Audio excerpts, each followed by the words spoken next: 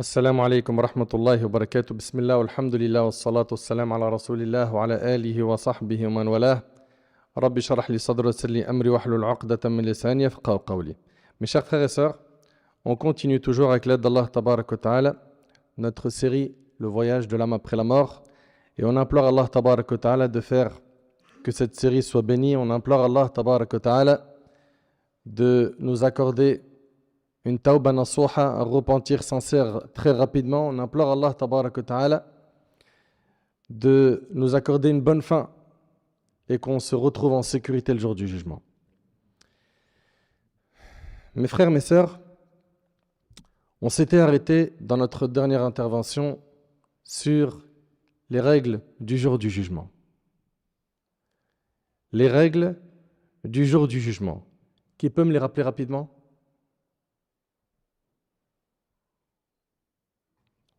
Au moins quelques-unes. Vas-y.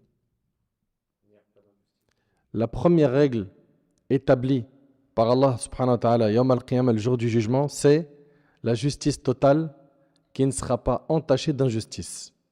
Également ? Ouais. On a également parmi les règles du jour du jugement la comparution des témoins.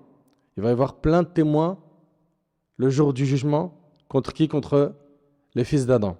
Zid. Oui, parmi les règles, personne ne sera châtié pour les péchés d'autrui, sauf ceux qui ont appelé au mal. Ok ?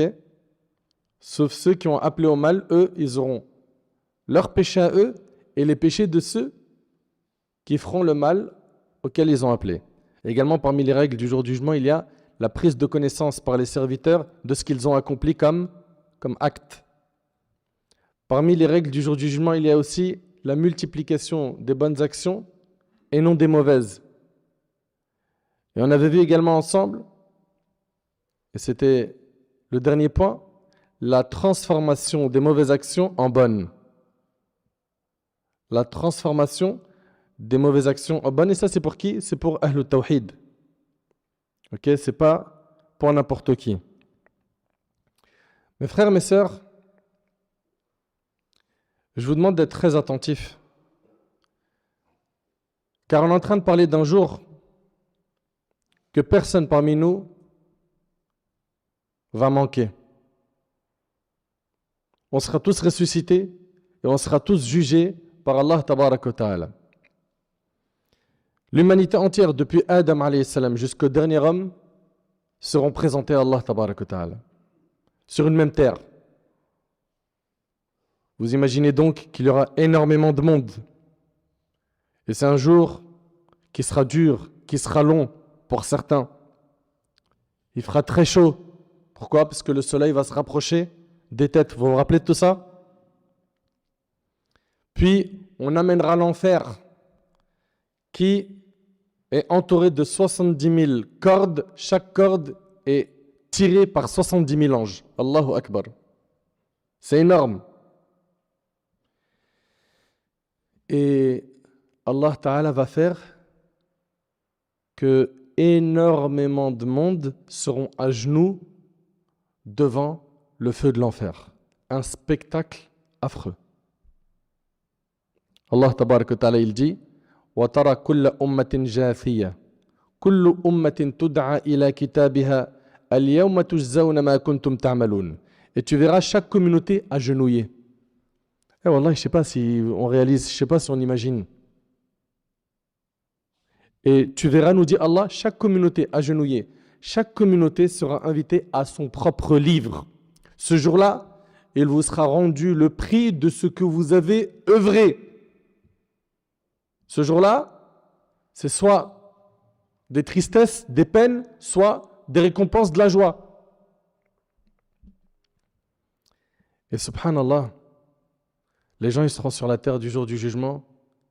Et la bonne nouvelle, c'est que notre communauté, la communauté de Muhammad, sallallahu alayhi wa sallam, sera la première qui sera jugée par Allah Tabarak wa Ta'ala. Et Allah Tabarak wa Ta'ala qui a créé sans miséricorde Il en a fait descendre une seule sur terre et il en a gardé 99 pour nous, Yawm al-Qiyamah. Donc, alhamdoulilah, c'est pas perdu, les frères. Mes sœurs, c'est pas perdu.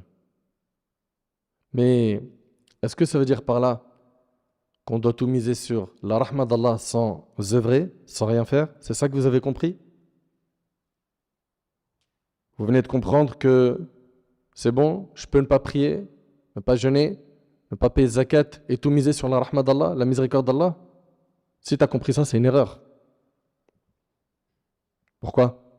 Puisque le paradis, il a son prix. Il faut que tu payes le prix. Il faut que tu sacrifies ton temps, tu sacrifies de l'énergie, que ton cerveau se configure à bien adorer Allah tabaraka ta'ala pour que tu puisses, bi'idhnillah, récolter la miséricorde d'Allah. Dans un hadith rapporté par l'imam Ibn Majah, avec une chaîne de transmission authentique, selon Abdullah ibn Abbas, radiyallahu anhu, an jami'a as-sahaba, le prophète, alayhi salatu wassalam, a dit « Nous sommes la dernière communauté ». N'est-ce pas? Vous savez que on est la dernière communauté, il n'y aura pas de prophète après Mohammed, alayhi salatu wassalam. Et quiconque croit qu'il va y avoir un prophète après, ou qui attribue la prophétie après Mohammed, alayhi salatu wassalam, à quelqu'un, c'est du kufr. Le prophète il dit « Nous sommes la dernière communauté et nous serons la première à être jugée le jour de la résurrection. L'on entendra où est la communauté illettrée et son prophète. Nous sommes donc à la fois les derniers et les premiers. » Les derniers, c'est-à-dire c'est la dernière communauté, et les premiers à être quoi? À être jugés. Et dans un hadith rapporté par l'imam Ahmad dans son Musnad, Al-Hakim dans le Mustadrak, et le hadith il a été authentifié par Al-Hakim selon les conditions de Bukhari et Muslim, et il a été approuvé par l'imam Al-Zahabi, et il a été rapporté par Tirmidhi également. Le prophète alayhi salatu wassalam a dit « Vous êtes venus après 70 communautés. » Vous suivez? Vous êtes venus après 70 communautés. Vous êtes la meilleure et la plus noble auprès d'Allah. Allahu Akbar. Dans cette communauté, on a eu des hommes avec un H majuscule. On a eu Abu Bakr as-Siddiq radiallahu anhu, Omar ibn Khattab radiallahu anhu, Uthman ibn Affan, Ali ibn Abi Talib, Talha ibn Ubaydillah, Saad ibn Abi Waqqas, Mu'adh ibn Jabal. On a eu des hommes avec un H majuscule. On a eu des grands savants. On a eu l'imam al-Bukhari. On a eu l'imam Muslim, Abu Daoud, Al-Tirmidhi. On a eu des grands savants du fiqh. Des savants qui ont marqué l'histoire. Dans quoi? Dans la jurisprudence islamique. Abu Hanifa, rahimahullah. L'imam Malik, Al-Shafi'i, Ahmad. On a eu énormément de grandes personnalités. Fallahumma lak al-hamd. Darda a dit qu'elle a entendu Abu Darda dire qu'il a entendu Abu al-Qasim. C'est qui Abu al-Qasim? C'est le prophète Mohammed alayhi salatu wassalam. Qu'il a entendu Abu al-Qasim, c'est-à-dire le prophète sallam, dire qu'Allah a dit à Isa, fils de Maryam. Vous connaissez tous le prophète Isa, n'est-ce pas? Jésus. Allah a dit à Isa ibn Maryam, ô Isa, j'enverrai après ton époque un peuple qui, lorsqu'il leur arrivera ce qu'ils aiment, remercieront et loueront leur Seigneur. Allah subhanahu wa ta'ala s'est adressé au prophète Isa, Jésus, il lui a dit « Ô Isa, j'enverrai après ton époque un peuple qui, lorsqu'il leur arrivera ce qu'ils aiment, remercieront et loueront qui? Leur Seigneur. Et lorsqu'il leur arrivera ce qu'ils détestent, espéreront leur récompense auprès d'Allah et feront preuve d'endurance, bien qu'ils ne possèdent ni indulgence ni science. » Il demanda qui? Isa. « Ô Seigneur, comment serait-ce possible alors qu'ils ne posséderont ni indulgence ni science ?» Allah répondit « Je leur donnerai une partie de mon indulgence et de ma connaissance. » Et le hadith il est rapporté par Ahmad dans le Musnad, At-Tabarani dans Saghir al-Awsat et Al-Haythami dans Majma' al-Zawaid. Cette communauté qui est la communauté de Muhammad alayhi salatu wassalam est une communauté exceptionnelle. D'après Abu Sa'id radiallahu anhu, ce hadith on l'a déjà vu ensemble dans cette série, le prophète alayhi salatu wassalam a dit « Nuh et sa communauté vont venir le jour du jugement. » Et Allah va lui dire à qui? À Nuh. « As-tu transmis le message ?» Qu'est-ce qu'il va répondre Nuh? Il va dire oui. Puis Allah va dire à sa communauté « Vous a-t-il transmis ?» Ils vont dire « Je vous écoute ?» Non. La communauté de Nuh va dire, nous on n'a pas reçu d'avertisseur. Non, il ne nous est pas parvenu de prophète. Allahu Akbar. Alors que Nuh alayhi salam, il est resté auprès d'eux 1000 moins 50, comme c'est dans le Coran, n'est-ce pas? Il appelait Allah matin et soir, en secret, en public. Il a déployé énormément d'énergie pour la da'wah. Allah va dire à Nuh, qui peut témoigner pour toi? Et Nuh, qu'est-ce qu'il va dire? Je vous écoute. Muhammad et sa communauté. Allahu Akbar. Muhammad et sa communauté. Et ceci est la parole d'Allah tabaraka wa ta'ala. وَكَذَلِكَ جَعَلْنَاكُمْ أُمَّةً وَسَطًا لِتَكُونُوا شُهَدَاءَ عَلَى النَّاسِ وَيَكُونَ الرَّسُولُ عَلَيْكُمْ شَهِيدًا. Et ainsi nous avons fait de vous une communauté du juste milieu, pour que vous soyez témoins contre les gens et que le prophète soit témoin contre vous. Subhanallah. Le juste milieu est la justice. Alors ils seront appelés et vont attester de la transmission, puis je vais témoigner contre vous, rapporté par l'imam al-Bukhari. Subhanallah. Et Anas radiallahu anhu, il rapporte, des gens passèrent devant un convoi funèbre et firent les éloges du défunt. Donc il y a un convoi funèbre qui passe, et les Sahaba radiallahu anhum, ils ont fait l'éloge du défunt. Le prophète alayhi salatu wassalam dit alors, wajabat, il lui est garanti. Ils passèrent ensuite devant un autre convoi et blâmèrent ce défunt. Le prophète alayhi salatu wassalam a dit, wajabat, il lui est alors garanti. Il lui est garanti. Omar ibn Khattab dit alors, que signifie wajabat? Il lui est garanti. Il dit, celui-ci, vous avez fait ses éloges, le paradis lui est donc garanti. Et celui-là, vous l'avez blâmé, l'enfer lui est donc garanti. Et à la fin du hadith, le prophète il a dit, vous êtes les témoins d'Allah sur terre. Et c'est rapporté par Bukhari Muslim. Subhanallah.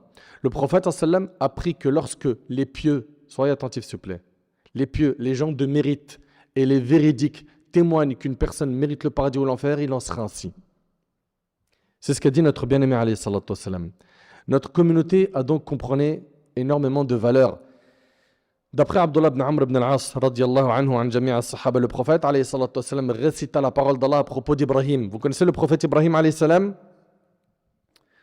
Il a récité la parole d'Allah à propos, d'Ibrahim.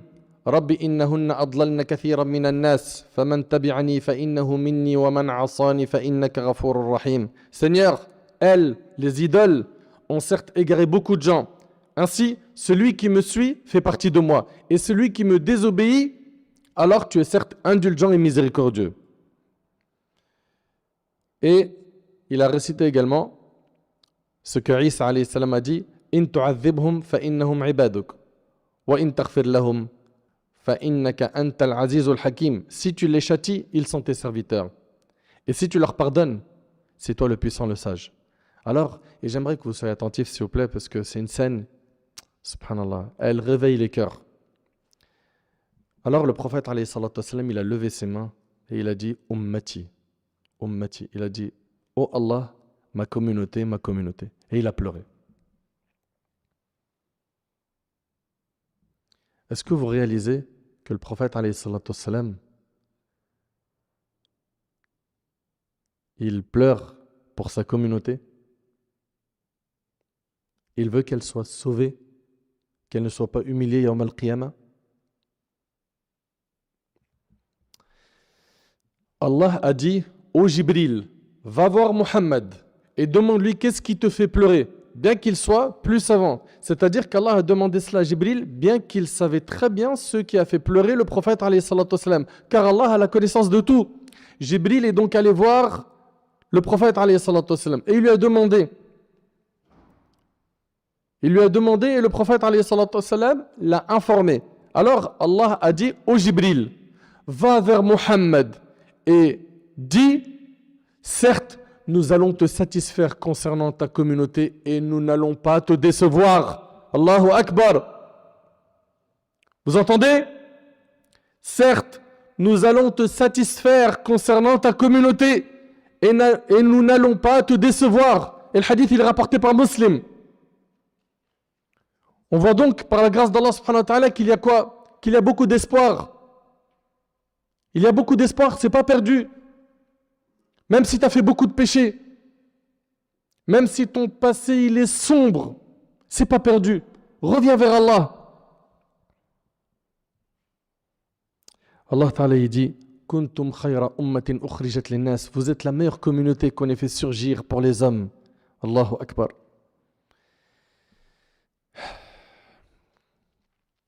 Mes chers frères, mes chères sœurs, on est la meilleure communauté par notre tawhid, par le fait qu'on adore Allah Tabaraka Ta'ala seul sans rien l'associer, par le fait qu'on a voué notre vie à Allah Subhanahu wa Ta'ala, par le fait qu'on exprime notre servitude à Allah Tabaraka Ta'ala à chaque instant. Abu Hurayra radiyallahu anhu demanda au prophète sallam qui sera le plus heureux d'obtenir ton intercession.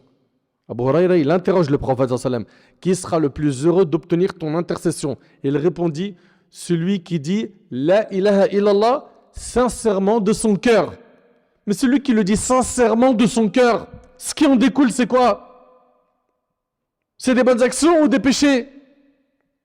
Et le hadith il est rapporté par le Bukhari.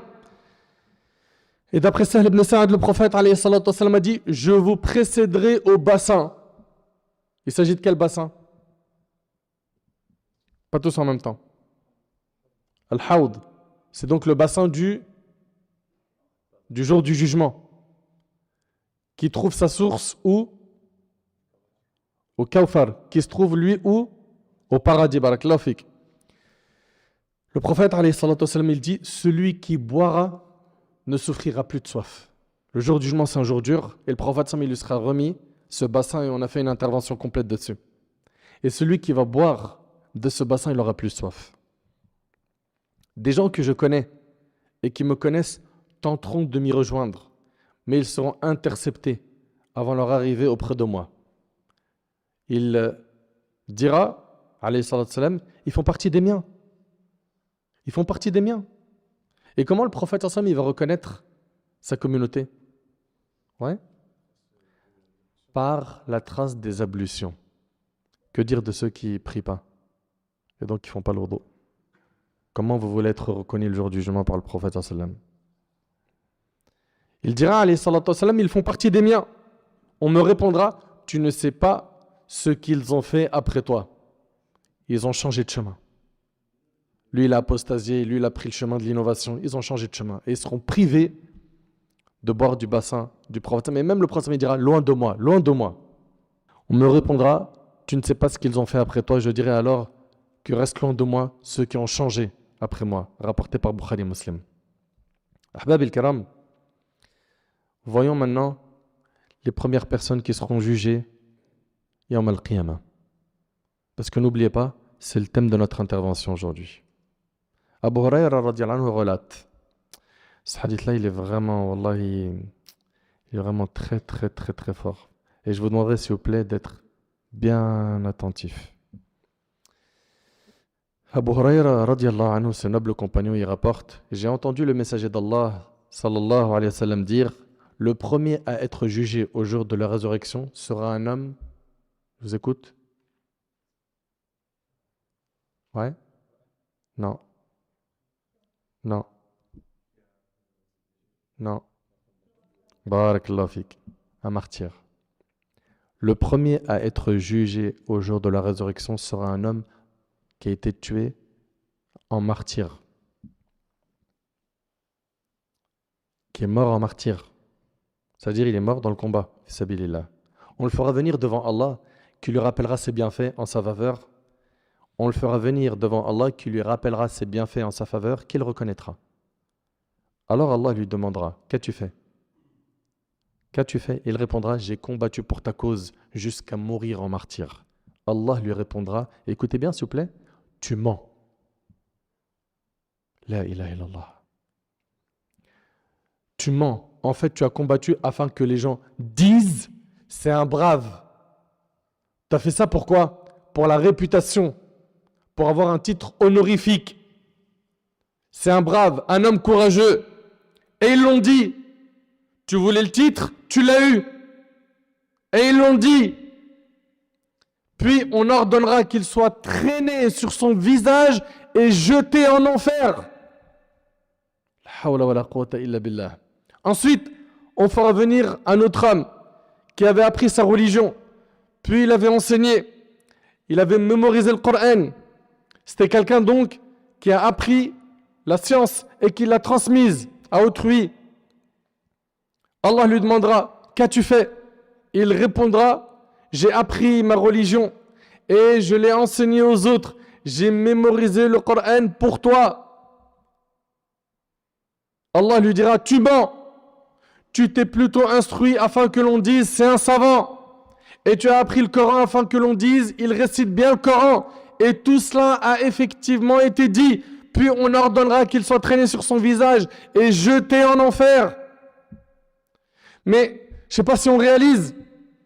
Il est possible que cette personne-là était une personne qui était très suivie parce qu'il faisait la da'wah, parce qu'elle faisait la da'wah. Et son problème majeur, c'est que la fréquence de sa sincérité n'était pas bien réglée. Il ou elle cherchait les éloges. C'était des personnes qui peut-être remplissaient des mosquées quand ils faisaient un dars. C'était des personnes qui voulaient que briller. C'était des personnes qui cherchaient à attirer le regard des gens vers eux. Pas vers la da'wah, mais vers leur personne. C'était des personnes qui vivaient pour faire briller leur personne et pas mettre en avant le din d'Allah. Ils ont utilisé le din pour une fin vile, pour ce bas monde, pour dunya. Ils ont utilisé le din pour dunya. Qu'Allah il nous en préserve. Wallah, ça fait peur. Et il lui sera dit, tu as fait cela pour qu'on dise de toi, t'es un savant. Ça a été dit, ça y est, ta récompense, tu l'as eue. Tu voulais être la référence, tu voulais être le top one, le numéro 1, c'est bon, tu l'as eu ce titre. En 2 mots, tu n'as plus rien à gratter le jour du jugement. Ta récompense, elle est déjà là. C'est les éloges que tu voulais, prends-les. Et wallahi l'azim, je vous en parle, ça me fait frissonner. Ça me fait trop peur. Pourquoi? Je suis plus exposé que vous, moi. Mais vous réalisez, c'est-à-dire qu'une personne peut faire la da'wah et elle se retrouve à être la cause de la guidée de beaucoup de gens et à la fin, elle était tout simplement un pont. Un pont qui a amené les gens de l'égarement au bien, à la piété, par la permission d'Allah, et à la fin, ce pont, il est jeté en enfer. C'est pas la pire des humiliations, ça? Et ça doit m'inviter, moi ainsi qu'à vous, à faire quoi? À toujours revoir notre intention. À toujours faire les actes que pour Allah. Ne soyons surtout pas de ceux qui cherchent quoi? À satisfaire tous les humains. Et donc, mais tu t'imagines, pour satisfaire tous les humains, qu'est-ce que tu dois faire? Tu dois être quoi? Un caméléon. Avec lui, tu vas montrer un visage, avec l'autre, un autre visage. Au final, tu vas jongler entre quoi? Entre piété et hypocrisie. La chose la plus importante, c'est ton image auprès de ton Seigneur Azza wa Jal. Qu'elle soit clean, brillante. Quitte à ce que les habitants de la terre ne soient pas satisfaits, c'est pas ça le plus important.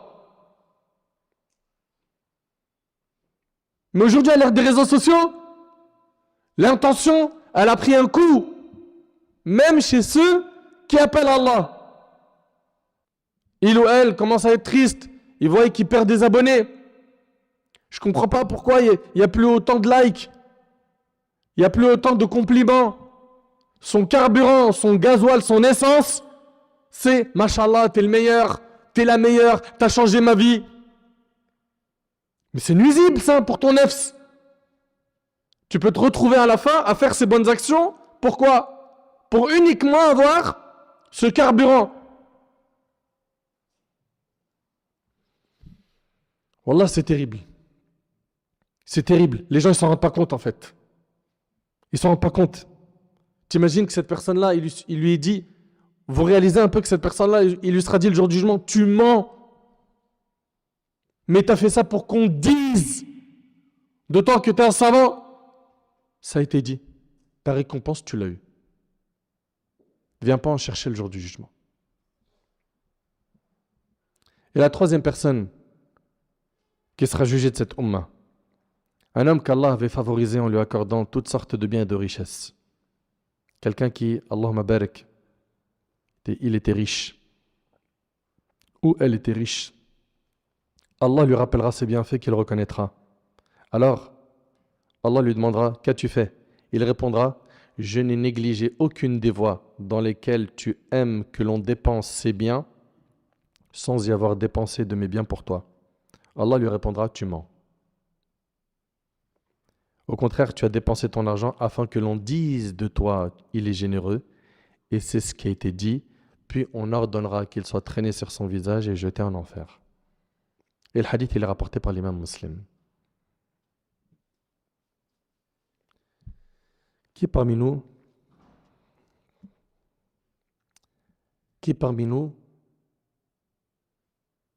aimerait avoir cette sanction? D'accord que personne. Là, on est bien d'accord que personne souhaite faire partie d'un de ces trois. Il va falloir que tu surveilles ton intention.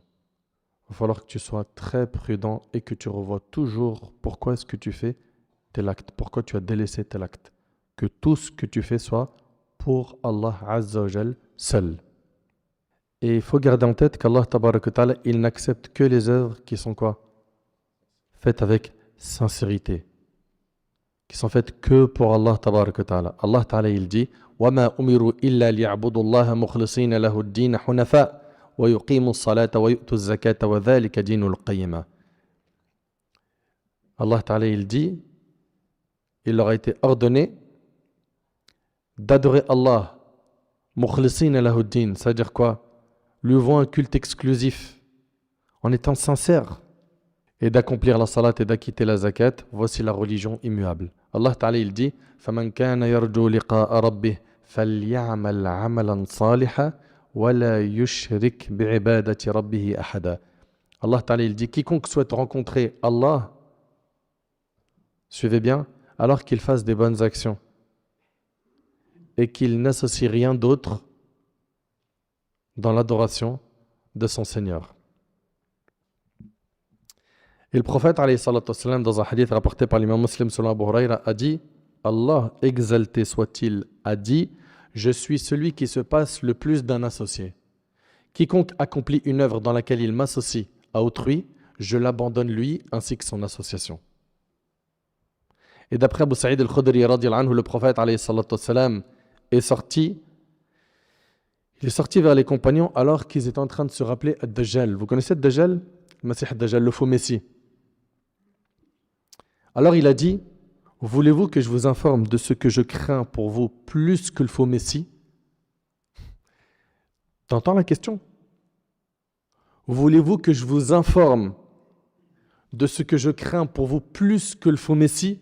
Et ils répondirent, bien sûr, au messager d'Allah. Il dit, le polythéisme caché, Ash-shirkul khafi. La personne se lève pour prier et embellit sa prière car elle sait qu'une personne l'observe, et c'est rapporté par Al-Imam Ibn Majah. C'est ça, c'est l'ostentation. L'ostentation. Vous imaginez, le prophète sallallahu alayhi wa sallam, il nous dit qu'il craint pour nous l'ostentation plus que le Messie Ad-Dajjal, le faux Messie. Et c'est déjà arrivé à des gens. Il commence la salat, il est sur l'autoroute. Du kung-fu. Il est au ruku' sujoud, il ne sait même pas ce qu'il est en train de faire. Ok? Puis après, quelqu'un il rentre, et là, il ralentit, il reprend la vitesse normale. Maliki yawmiddin, iyyaka na'budu wa iyyaka nasta'in. Pourquoi il y a eu ce changement dans la salat? Pourquoi? Parce qu'il y a quelqu'un qui est rentré et il voulait embellir son adoration devant ce quelqu'un. Mais comment on réfléchit? Ce quelqu'un, est-ce que tu as des comptes à lui rendre le jour du jugement? Non, mais Allah tabarak wa ta'ala, à qui t'as présenté cette salade bâclée et qui comptabilise tout de tes actions? T'as pas honte de lui? T'as pas honte de faire cette prière bâclée, bancale, où souvent il lui arrive de se dire j'ai fait trop 4 rakats, ma'alish. De toute façon, Allah il pardonne. C'est quoi ça? Il prie tellement vite, il n'est pas concentré, il ne sait jamais qu'est-ce qu'il a fait comme rakat, 3, 4, c'est pas grave. Il fait des erreurs dans la salat, ma'alish. il les corrige pas, il veut pas évoluer, il veut pas apprendre. Mais jusqu'à quand? Jusqu'à quand? Et d'après Mahmoud ibn Labid, radiallahu anhu, le prophète alayhi salatu wassalam, a dit, certes, ce dont j'ai le plus peur pour vous est le polythéisme mineur, c'est-à-dire l'ostentation. Le fait de faire les actions qu'on fait à la base pour Allah, pour les gens, pour avoir des éloges. Les compagnons ont dit, qu'est-ce que le polythéisme mineur? Le prophète sallallahu alayhi wa sallam a répondu, c'est l'ostentation. Le jour du jugement, lorsqu'Allah va juger les gens, il va dire à celui qui pratique cela, partez. Partez vers ceux pour qui vous faisiez de l'ostentation dans la vie d'ici-bas et voyez si vous trouvez une récompense auprès d'eux. Et le hadith, il est rapporté par Ahmed. T'as fait ça pour les gens, va chercher ta récompense auprès des gens. C'est terrible. Et ça sera dit quand? Le jour du jugement. Ce jour-là où toi, à la base, tu as besoin de sécurité, tu as besoin d'être apaisé, tu as besoin d'entendre des bonnes nouvelles. T'imagines un peu? Entendre, va chercher ta récompense chez eux. Tu as fait ça sur TikTok, tu as fait ça sur Snap pour briller. Tu as fait la da'wah sur Insta pour qu'on dise de toi. Tu voulais être le number one et qu'on te montre du doigt, attirer le regard des gens, qu'on parle de toi. Tu voulais juste que ta personne brille. Va les voir, va chercher ta récompense auprès d'eux. Et c'est pour cela, c'est un message que je me donne à moi-même ainsi qu'à vous. Wallahi mes frères et mes sœurs, wallahi je vous aime pour Allah. Et c'est du fond du cœur que je vous dis ça. Avant de poster quelque chose sur le net, et je parle d'un rappel religieux, je ne parle pas de futilité, de péché, ça, bannissez-le de votre vie. À moins que vous voulez vous retrouver à regretter. Yawm al-Qiyamah. Là je parle de ceux qui appellent à Allah. Avant de poster quoi que ce soit, pose-toi la question avant de cliquer sur publier. Pourquoi tu l'as fait? Pourquoi ce message t'as voulu le poster? Pourquoi est-ce que tu as fait ce montage vidéo sur la conférence ou la khutbah d'un imam? T'as mis du sous-titrage, t'as mis des anachid, t'as mis ça sur le net. Pourquoi? Est-ce que ce que tu voulais c'était que ta chaîne YouTube ou sur ton compte Insta ou ton compte TikTok soit brillant et que t'aies toi le monopole des vidéos de rappel? Qu'est-ce que tu voulais par cela? Quand t'as posté, tu recherchais quoi? Tu voulais quoi? Quand vous prenez aujourd'hui vos smartphones et que vous faites des vidéos TikTok ou des lives, vous voulez quoi? Attirer les gens vers vous ou vers le dîn d'Allah? Est-ce que vous voulez vous retrouver perdant le jour du jugement? Ces textes-là sur l'ostentation, ils vous font pas peur? Vous avez des cœurs de pierre, de la roche?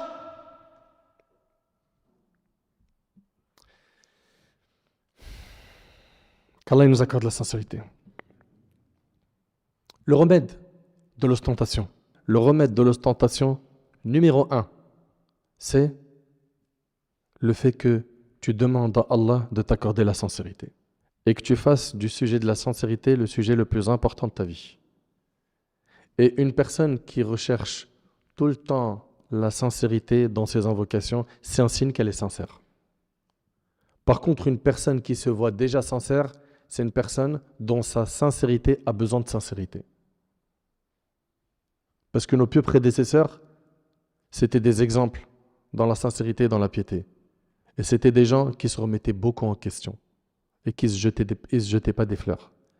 Et qui ne se jetaient pas des fleurs. L'imam Ahmad, rahimallah, il fuyait à Shohra, la célébrité. Il prenait des chemins peu pratiqués par les gens. Et quand on lui disait, mais pourquoi tu prends ce chemin et pas un chemin habituel que les gens prennent? Il disait, pour pas que les gens me voient et qu'ils disent, ah, l'imam Ahmad, le savant, il est là. Il fuyait la célébrité. Il fuyait que les projecteurs ils soient sur eux. Et nous, aujourd'hui, le rêve de notre vie, c'est que les gens ils parlent de nous. Moi, j'ai connu l'époque où le smartphone, il n'existait pas. Puis après, le smartphone, il est arrivé. Puis Internet, les applications. Et aujourd'hui, quand je vois le bilan, alhamdoulilah, il y a du khir, il y a du bien avec Internet. Mais wallahi l'azim, que ça a pollué l'esprit de beaucoup de gens. Ils sont pollués. Vous avez vu, des fois, dans des mosquées, il y a des brouilleurs où tu ne peux pas capter, il n'y a pas de réseau. Il y a des gens, ils n'arrivent plus à capter la spiritualité parce qu'il y a un brouilleur dans leur cerveau, c'est le smartphone, avec ses applications.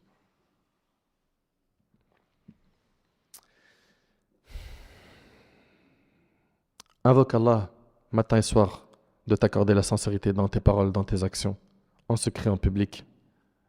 Le prophète Ibrahim alayhi salam, qui était sans aucun doute, comme vous le savez, un parmi les grands prophètes de l'islam, il invoque Allah subhanahu wa ta'ala pour qu'Allah le protège du shirk, lui et sa descendance, pour que son adoration, elle soit quoi? Que pour Allah, exclusivement. وإذ قال إبراهيم رب اجعل هذا البلد آمنا واجنبني وبني أن نعبد الأصنام. Ibrahim avait dit, Seigneur, fais de cette ville un lieu sûr. Préserve-moi et mes enfants de l'adoration des idoles. Donc, il faut qu'on renouvelle notre intention. Si, avant, tu faisais les choses pour les gens et que tu cherchais la renommée, à être célèbre, à être connu, change la niya. Change-la. Reprogramme-la, configure-la. À quoi? À ne satisfaire qu'Allah subhanahu wa ta'ala, à tout faire que pour Allah subhanahu wa ta'ala.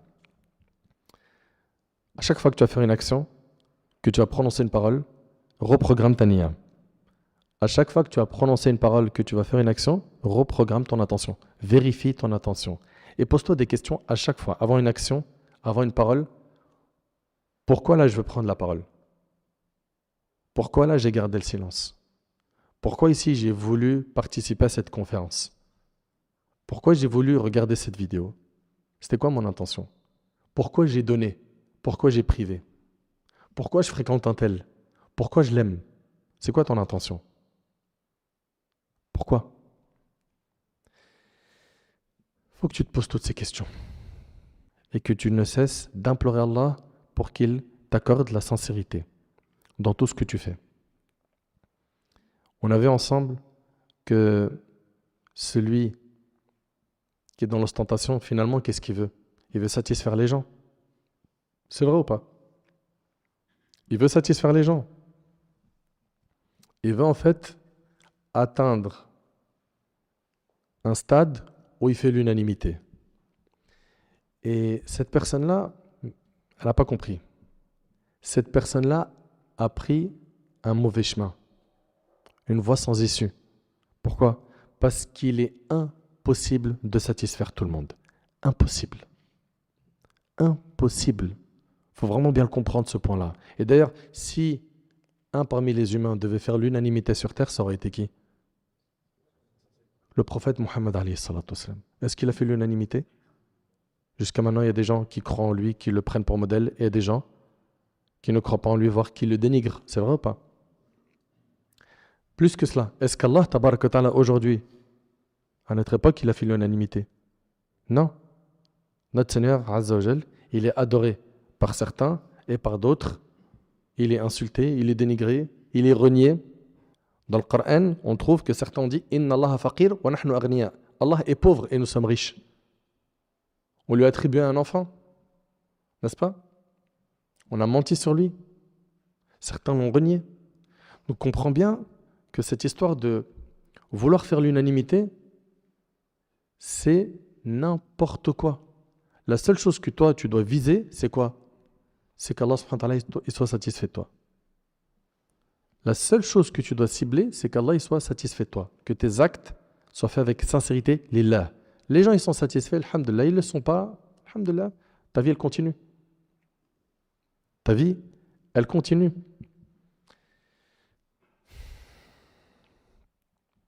Et puis, à quoi va te servir ces éloges, ces abonnés, ces likes, si de l'autre côté, Allah il te déteste? Mes chers frères, mes chères sœurs, Allah Ta'ala il dit Inna alladhina amanu wa amilu s-salihat sayaj'alu lahum ar-rahman wudda. Allah Ta'ala il dit ceux qui ont cru et accompli des bonnes œuvres, le tout miséricordieux accordera son amour. Et je vous pose une question. Si tu gagnes l'amour d'Allah, est-ce que tu n'es pas d'accord que tu as tout gagné? Si tu gagnes l'amour d'Allah, tu as tout gagné. Tout. Quand Allah tabaraka ta'ala t'aime, à la fin, qu'est-ce qui se passe? Les bonnes personnes, elles t'aiment. Les bonnes personnes t'aiment. Abu Hurayra radiyallahu anhu relate que le prophète alayhi salatu wassalam a dit les gens sont comme des minerais, comme l'argent et l'or. Les meilleurs d'entre eux, dans la période pré-islamique, sont les meilleurs en islam, s'ils s'instruisent. Et les âmes sont des armées mobilisées. Celles qui se reconnaissent s'attirent et celles qui se méconnaissent se repoussent. Comprenez une chose, c'est qu'à l'intérieur de ce corps, il y a quoi? Une âme. Ces âmes qui sont dans les corps, soit s'attirent comme l'aimant. Tu as vu l'aimant, comment il attire les métaux? Eh bien, les âmes qui se reconnaissent, elles s'attirent.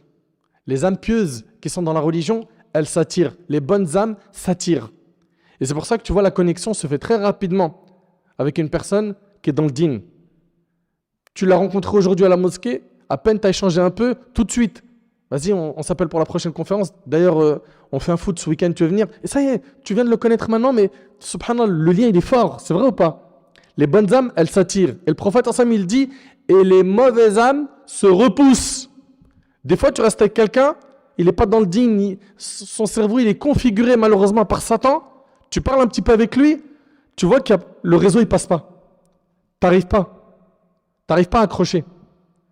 Bien sûr, ces gens-là, on leur souhaite la guider. On a de la peine pour eux. Ok? On demande à Allah subhanahu wa ta'ala d'améliorer leur situation. Mais dans ton cœur, il y a quelque chose qui ne colle pas. C'est vrai ou pas? Donc tu vois que la connexion ne se fait pas. Eh bien, les connexions qui se font rapidement et fluidement, c'est celle des pieux et des pieuses. Vous suivez? Et comprenez que quand une personne elle est aimée par les personnes pieuses, c'est que c'est une personne qui est aimée par Allah subhanahu wa ta'ala. Et ça vient pas de moi, ça vient d'un hadith où le prophète alayhi salatu wassalam, il a dit, quand Allah il aime une personne, il appelle Jibril, l'ange Gabriel, et il lui dit, certes j'aime un tel, donc aime-le. Alors Jibril l'aime, l'ange Gabriel il l'aime. L'ange Gabriel appelle dans les cieux, certes Allah aime un tel, aimez-le donc. Alors les habitants des cieux l'aiment. C'est qui les habitants des cieux? Les anges. Et alors, il lui est mis l'acceptation sur la terre, c'est-à-dire quoi? C'est-à-dire qu'il est accepté, il est apprécié par les bonnes personnes sur terre. Personnes pieuses. Et lorsqu'Allah il déteste un serviteur, il appelle l'ange Gabriel, je déteste un tel, donc détestez-le. Alors, l'ange Gabriel le déteste. Puis, il appelle qui? L'ange Gabriel dans les cieux. Certes, Allah déteste un tel, donc détestez-le. Alors, les gens des cieux le détestent. Et puis, après cela, sur terre, il n'est pas apprécié. Il n'est pas aimé. Et le hadith, il est rapporté par Muslim. Il n'est pas aimé par les bonnes personnes. Il peut être aimé par des personnes qui sont mauvaises. Wal'iyadhu billah. Vous savez, le grand danger qu'encourt la personne qui cherche à tout prix à faire les actions pour les gens et pas pour Allah, et donc par ostentation, le grand danger, c'est que le jour du jugement, il se retrouve finnar et humilié sur la terre du jour du jugement. Humilié. Le prophète, alayhi salatu wassalam, il a dit, et le hadith est rapporté par Bukhari Muslim sur Ibn Abbas, si quelqu'un veut faire connaître ses œuvres, il est là, il fait ça par ostentation. Allah fera connaître son humiliation. Et si quelqu'un fait de l'hypocrisie dans ses actes, Allah le ridiculisera. Ibn Hajar, rahimallah, il a dit à ce sujet dans Fath al-Bari, quiconque effectue un acte parmi les actes de bien et d'obéissance en souhaitant que les gens le voient et l'entendent, Allah le punira en affichant de lui l'inverse de ce qu'il souhaite. Vous entendez? Allah l'exposera au grand jour et montrera aux gens ce qu'il cache au fond de lui. Tu seras dévoilé. Allahumma asturna ya Rabb, wa la tafdahna. Donc la personne qui pratique par ostentation, elle s'expose à un immense danger. Un immense danger. Avec tout ce qu'on a entendu jusque-là, ce n'est pas perdu, corrige le tir. Invoque Allah de t'accorder la sincérité et fais le maximum pour cacher tes bonnes actions. Fais le maximum pour faire des bonnes actions en secret, sans qu'un humain ne le sache, afin de garantir que tu as bien fait ça quoi? Avec sincérité. Allah tabarak wa ta'ala nous dit وَسَارِعُوا إِلَى مَغْفِرَةٍ مِّن رَبِّكُمْ وَجَنَّةٍ وَجَنَّةٍ عَرْضُهَا السَّمَاوَاتُ وَالْأَرْضُ أُعِدَّتْ لِلْمُتَّقِينَ الذين ينفقون في السراء والضراء والكاظمين الغيظ والعافين عن الناس والله يحب المحسنين والذين إذا فعلوا فاحشة أو ظلموا أنفسهم ذكروا الله فاستغفروا لذنوبهم ومن يغفر الذنوب إلا الله ولم يصروا على ما فعلوا وهم يعلمون. Allah il dit, et concourez au pardon de votre Seigneur et à un jardin, donc un paradis large comme les cieux et la terre, préparé pour les pieux. Le paradis, on vous l'a déjà dit plein de fois, il est préparé pour qui? Pour les pieux. Les pieux, il nous dit, Allah, c'est ceux qui dépensent leurs biens dans l'aisance et dans l'adversité. Dans l'aisance, c'est-à-dire quand il a de l'argent, tout va bien, il donne. Mais l'adversité, c'est-à-dire quand il est en train de serrer sa ceinture, c'est dur, ok? Financièrement, il n'arrive pas à finir son mois, et avec ça, il dépense quand même. Bah ça fait partie des qualités des pieux. Ils ne donnent pas que quand tout va bien financièrement. Ils donnent même quand c'est pas top. Et il nous dit, Azza wa Jal, wal kadhimin al-ghayz, ceux qui dominent leur rage, ça c'est les pieux. Wal afin 'anil nas, et qui pardonnent aux gens. Wallahu yuhibbul muhsinin, et Allah aime les bienfaisants. Et Allah il dit, walladhina idha fa'alu fahishatan aw zalamu anfusahum dhakarullah. Et pour ceux qui, donc les pieux là, et pour ceux qui, s'ils ont commis quelque turpitude ou une injustice à leur âme, dhakarullah, ils invoquent Allah, ils se rappellent d'Allah. T'as fait un péché, rappelle-toi d'Allah. Ça, c'est le comportement des pieux. C'est une application dans le cœur qui s'appelle la piété. Tu l'as, dès que tu fais un péché, tout de suite, il y a un signal qui est envoyé. Rappelle-toi d'Allah. Ça, c'est un. Rappelle-toi d'Allah et après, dhakarullah fastaghfaru li dhunubihim. Et juste après, qu'est-ce qu'ils font? Ils demandent pardon à Allah. Ça doit être ton réflexe. Et il n'y a personne parmi nous qui est infaillible. Il n'y a pas d'ange parmi nous. Ok? Et il n'existera pas un parmi nous qui ne fera pas de péché. On en fera. Ça fait partie de la nature du fils d'Adam de faire des péchés. Mais le meilleur d'entre nous, c'est celui qui se hâte à se repentir, à se racheter auprès d'Allah. Ils invoquent Allah, ils demandent pardon à Allah tout de suite pour leurs péchés. Et Allah il dit, وَمَن يَغْفِرُ الذُّنُوبَ إِلَّا اللَّهِ. Et qui est-ce qui pardonne les péchés sinon Allah? Et Allah il dit, وَلَمْ يُصِرُّوا عَلَى مَا فَعَلُوا. Et qu'ils ne persistent pas dans le mal qu'ils ont fait. C'est-à-dire, toi, tu as demandé pardon à Allah, mais tu persistes quand même à regarder des images haram, des vidéos haram, à écouter du son haram. Et après, tu dis, j'ai demandé pardon à Allah, mais parmi les conditions du repentir, c'est d'être déterminé à ne plus le refaire, s'en écarter, mettre une croix sur le péché. Donc, à quoi ressemble ton repentir? Les pieux, comprenez-le, c'est ceux qui ne persistent pas dans le mal qu'ils ont fait. Et là, surtout, le point de la sincérité, si tu étais quelqu'un d'assoiffé de like et tu n'as vécu que pour ça, allez, persiste pas dans le mal que tu as fait. Et si tu fais ça, que tu arrêtes de persister dans le mal que tu as fait, sache que, alhamdulillah, tu as cette qualité qui a été décrite par Allah tabaraka wa ta'ala concernant les pieux. Ensuite, il y a un point qui est important. Après avoir entendu tout cela, une personne pourrait se dire, ok, mais moi mon frère, moi je fais pour Allah. Je suis dans l'humanitaire, je suis dans le social, je suis dans la da'wah, je suis investi dans telle mosquée, dans telle école, j'enseigne, je fais du khir, etc. Et je fais ça que pour Allah. Mais je suis rattrapé par des éloges. Est-ce que là, il est tombé dans l'ostentation? Je vous écoute. Oui ou non? Pourtant, les gens, ils disent beaucoup de bien de lui. Non, il n'est pas tombé dans l'ostentation parce que lui, il ne le cherche pas. Et ce n'est pas son carburant. Et ils sont contre-fiches de ce monde. Et yastawi indahu al-dhamm wal-madh. Pour lui, les éloges et la critique, c'est dans le même panier, on met de côté. Bien sûr, si c'est des critiques constructives, il faut les prendre. Ok? Mais les critiques gratuites, là, comme on en voit beaucoup sur le net, ça, il faut mettre ça de côté, il ne faut pas calculer. Quelqu'un de sincère, ça ne lui fait pas d'effet tout ça. Pourquoi? Parce qu'il n'est pas là pour s'acheter une image auprès des gens. Ok? Et puis, dites-moi, parmi les gens qui appellent Allah subhanahu wa ta'ala, donnez-moi un nom qui a fait l'unanimité. Je vous ai dit tout à l'heure, le prophète sallam, qui est notre modèle, le parfait exemple qu'Allah il a envoyé, il n'a pas fait l'unanimité.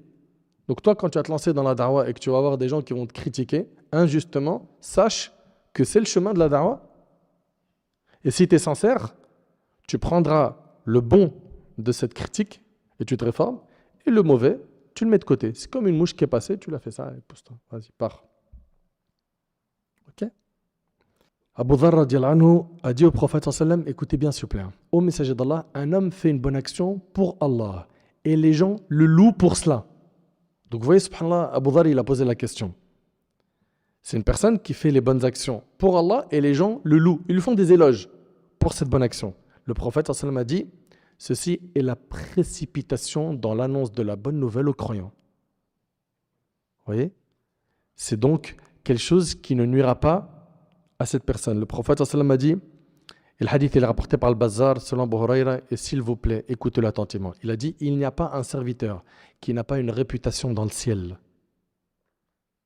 Il n'y a pas un serviteur qui n'a pas une réputation dans le ciel. Si sa réputation dans le ciel est bonne, alors sa réputation sur terre sera bonne. Et si sa réputation dans le ciel est mauvaise, alors sa réputation sur terre sera mauvaise. Et on a vu tout à l'heure le hadith où le prophète sallallahu alayhi wa sallam a dit, quand Allah il aime quelqu'un, il dit à l'ange Gabriel, j'aime cette personne, aime-le. Puis il est aimé par les habitants des cieux, à savoir les anges et le malaïka. Puis il est apprécié sur terre. Et de l'autre côté, vous vous rappelez, hein, si Allah déteste quelqu'un, Jibril le déteste, les anges le détestent, et sur terre également, c'est une personne qui n'est pas du tout appréciée. Ça, c'est donc les premières personnes qui seront jugées de notre communauté Yawm al-Qiyamah. Et j'implore Allah tabaraka wa ta'ala de m'accorder ainsi qu'à vous la sincérité. Maintenant, il y a une question qui est, et quelle sera la première action faite par Al-Muwahhidin sur laquelle Allah va nous juger? Je vous écoute. Ouais, la prière. Sachez que la première action qui sera jugée de nous Yawm al-Qiyamah, c'est la salat. D'après Abu Huraira radiyallahu anhu, le prophète alayhi salatu wassalam a dit, Allah, le puissant Azza wa Jal, a dit, les premières actions sur lesquelles le serviteur d'Allah sera jugé le jour de la résurrection sera ses prières. Si elles sont bonnes, alors il aura prospéré et réussi. Et si elles sont incomplètes, alors il aura failli et perdu, et c'est rapporté par Abu Daoud. Et je vous pose une question. D'un côté, on a quoi? La première action qui sera jugée, c'est la prière. Et dans un autre hadith qui est rapporté par Bukhari et Muslim sur Ibn Mas'ud, le prophète il a dit awwalu ma yuqda bayna an-nas yawm al-qiyamah fi ad-dima'. Le premier cas qui sera jugé entre les humains le jour du jugement sera celui des sangs, c'est-à-dire des crimes. Est-ce qu'il y a une contradiction entre les deux textes? J'aimerais que systématiquement, quand vous voyez des textes qui en apparence se contredisent, que vous gardez en tête que cette contradiction elle est que dans votre tête à vous parce que vous n'avez pas étudié. Et que le jour où vous allez, bi'idhnillah, approfondir vos connaissances religieuses, vous allez voir, il n'y a pas de contradiction dans notre religion. Il n'y a pas de textes qui contredisent d'autres textes. Ok? C'est juste sous el fahm, la mauvaise compréhension. Aussi, le manque de bagage religieux. Alors, c'est quoi la première action qui va être jugée le jour du jugement? Les affaires de sang ou la salat? Concernant donc les droits des humains, les uns envers les autres, les premiers cas qui seront réglés, c'est les affaires de sang. Et nous concernons, nous, envers Allah subhanahu wa ta'ala, c'est la prière, la salat. J'aimerais que vous gardiez en tête une chose, c'est que le prophète, alayhi salatu wassalam, dans les derniers moments de sa vie, parmi ses recommandations, il y avait as-salat, as-salat, la prière, la prière.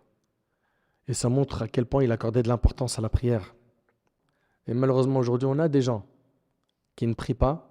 J'implore Allah subhanahu wa ta'ala de les guider. Et on a d'autres personnes qui prient, mais qui prient de manière bâclée. Commençons déjà par ceux qui prient de manière bâclée.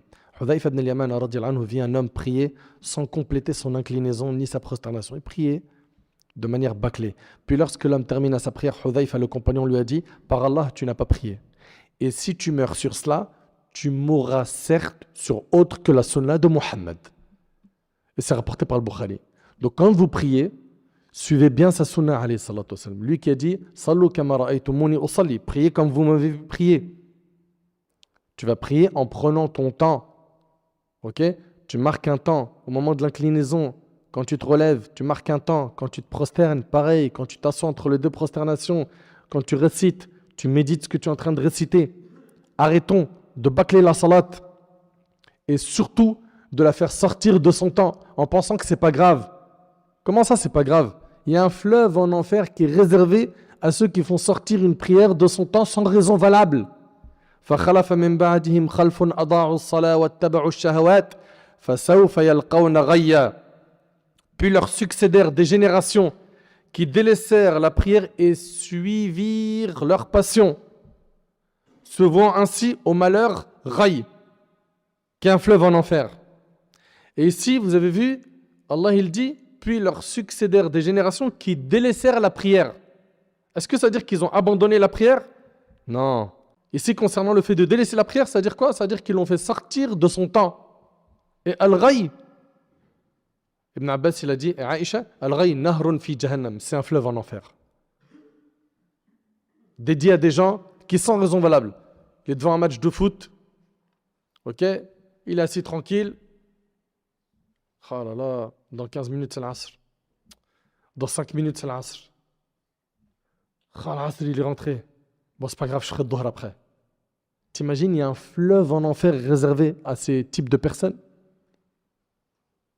D'où l'importance de se repentir et d'améliorer notre relation avec la salat. Allah Ta'ala il nous dit que les gens qui seront faits nar, ils seront interrogés ma salakakum fi saqar qalu lam nakum minal musallin.